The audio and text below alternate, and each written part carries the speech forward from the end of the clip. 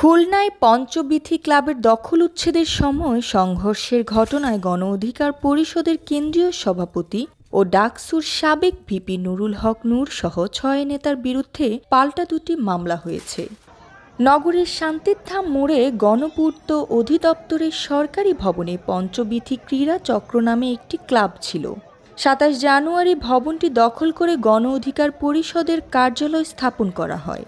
এর নেতৃত্বে ছিলেন গণ অধিকার পরিষদের খুলনা মহানগর সাধারণ সম্পাদক শেখ রাশেদুল ইসলাম। বিষয়টি নিয়ে সংবাদ প্রকাশ হলে রাতেই রাশেদকে অব্যাহতি দেওয়া হয়, কিন্তু বহিষ্কারের পরেও এসকে রাশেদ এ ভবনে বসেই দলিল কার্যক্রম পরিচালনা করেছিলেন। সম্প্রতি সেখানে তাদের আরও কয়েকটি অঙ্গ সংগঠনের সাইনবোর্ড ঝুলানো হয়। গত ১৮ মার্চ সন্ধ্যার পর থেকেই ভবনটির দখল উচ্ছেদের ঘোষণা দিয়ে ফেসবুকে বার্তা ছড়ান বৈষম্য বিরোধী ছাত্র আন্দোলন ও জাতীয় নাগরিক কমিটির খুলনার নেতাকর্মীরা। রাত ৯টার দিকে তারা ভবন উদ্ধার করতে গেলে সংঘর্ষ হয়, এতে বেশ কয়েকজন আহত হয়। এ ঘটনায় গত ২১ মার্চ এসকে রাশেদ বাদী হয়ে বৈষম্য বিরোধী ছাত্র আন্দোলনের খুলনা জেলা কমিটির সদস্য সচিব সাজিদুল ইসলাম বাপ্পি, যুগ্ম আহ্বায়ক নাজমুল হোসেন, মহরম মাহিম, যুগ্ম মুখ্য সংগঠক শেখ রাফসান জনি ও কেন্দ্রীয় সদস্য রুমি রহমানের বিরুদ্ধে মামলা করেছিলেন। আসলে ভবনটা মূলত সরকারি, ভবনটা হলো সরকারি ভবন।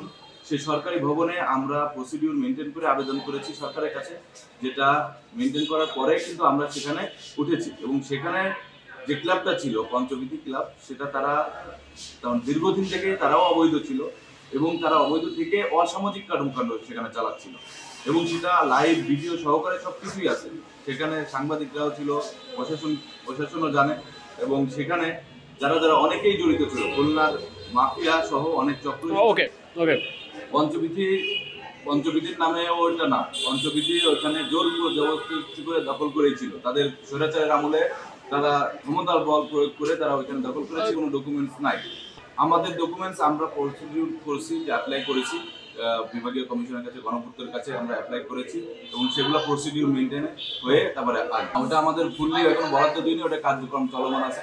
সোমবার রাতে বৈষম্য বিরোধী ছাত্র আন্দোলনের খুলনা মহানগরীর যুগ্ম আহ্বায়ক নাঈম হাওলাদার বাদী হয়ে একটি এবং জেলা কমিটির সদস্য শেখ সাকিব আহমেদ বাদী হয়ে খুলনা সদর থানায় আরেকটি মামলা করেন। এর মধ্যে নাঈম হাওলাদারের মামলায় ৪ জনকে আসামি করা হয়েছে।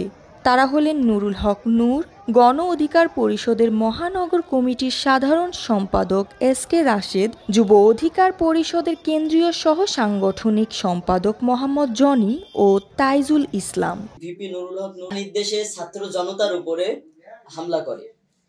এই হামলায় আমাদের শিক্ষার্থীরা যারা আহত হয়েছেন এবং এই ভিপি নুরুল হক নূরের নেতৃত্বে চাঁদাবাজি, দখলদারিত্ব, টেন্ডারবাজি সহ বিভিন্ন নানা অপকর্মে লিপ্ত হয়েছে এই গণ অধিকার পরিষদের এক অংশরা।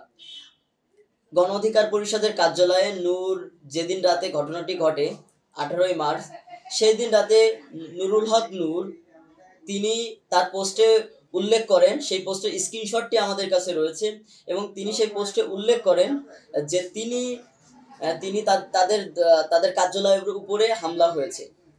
কিন্তু পরবর্তী সেই পোস্টটি ডিলিট করে তিনি লেখেন যে গণ অধিকার পরিষদের নেতাকর্মীদের উপর হামলা হয়েছে। গণ অধিকার পরিষদের একটি অফিস রয়েছেন এবং সেটি ভাড়া নিয়ে হাদিস পার্কের অপোজিটে রয়েছেন একটি অফিস এবং সেখানে গণ অধিকার পরিষদের সভাপতি সহ গণ অধিকার পরিষদের নেতাকর্মীরা বসেন। কিন্তু এরা আর কি দখলদারিত্ব করে এরা কিন্তু ওইখানে আর কি নৈরাজ্য সৃষ্টি করেছে এবং চাঁদাবাজি, টেন্ডারবাজি সহ তার নির্দেশে এমন কোনো অপকর্ম নাই তারা আর কি করে নাই। তারা গণ অধিকার পরিষদের নাম ব্যবহার করে তারা অনেক জায়গায় অপকর্ম করছে। এই অপকর্মগুলো ছাত্র জনতা রুখে দিয়েছে। শেখ সাকিব আহমেদের মামলায়ও আসামি ৪ জন। সেখানে রাশেদ ও জনির সঙ্গে গণ অধিকার পরিষদের খুলনা মহানগরের সাংগঠনিক সম্পাদক আজিজ শেখ রুবেল ও হিরণ নামের 2 ব্যক্তিকে আসামি করা হয়েছে।